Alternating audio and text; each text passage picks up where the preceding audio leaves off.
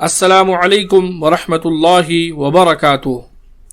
اس video میں ہم جانیں گے کہ اسلام کیا ہے اور اسلام کے ارکان کتنے ہیں حدیث کی روشنی میں۔ اسلام اللہ تعالیٰ کی طرف سے بھیجا گیا ایک دین ہے جس کو اللہ تعالیٰ نے ہمارے آخری نبی محمد صلی اللہ علیہ وسلم کو دے کر بھیجا، جس کے اندر مکمل نظام حیات یعنی زندگی گزارنے کا مکمل طریقہ بتایا گیا ہے، جس کو ہم لوگ دین اسلام کے نام سے جانتے ہیں۔ اب ہم جانیں گے کہ اسلام کے ارکان کتنے ہیں۔ بنی الاسلام علی خمس، شہادت اللہ الہ الا اللہ وان محمدا عبدہ ورسولہ واقام الصلاۃ وایتاء الزکاۃ وحج البیت وصوم رمضان۔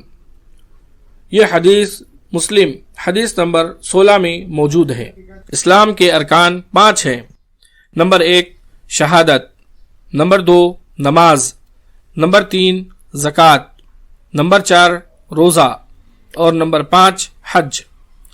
نمبر 1 شہادت یعنی گواہی دینا، اس بات کی گواہی دینا کہ اللہ رب العالمین کے علاوہ کوئی معبود برحق نہیں ہے، یعنی کوئی سچا معبود نہیں ہے، اور محمد صلی اللہ علیہ وسلم اللہ کے بندے اور رسول ہیں۔ دوسرا رکن ہے نماز، یعنی نماز قائم کرنا۔ ہر مسلمان پر ایک دن میں 5 وقت کی نمازیں فرض ہیں۔ تیسرا رکن ہے زکوٰۃ، یعنی زکوٰۃ ادا کرنا۔ اگر ہم میں سے کوئی شخص مالدار ہے تو اس کو اپنے مال میں سے سال میں 1 مرتبہ زکوٰۃ ادا کرنا چاہیے۔ زکوٰۃ اس کے لیے فرض ہے۔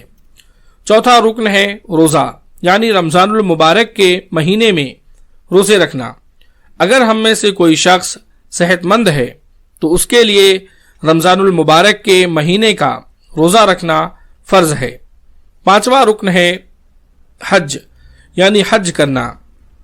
اگر ہم میں سے کوئی شخص صاحب استطاعت ہے تو کم از کم اپنی زندگی میں 1 مرتبہ بیت اللہ کا حج کرنا اس کے لیے فرض ہے۔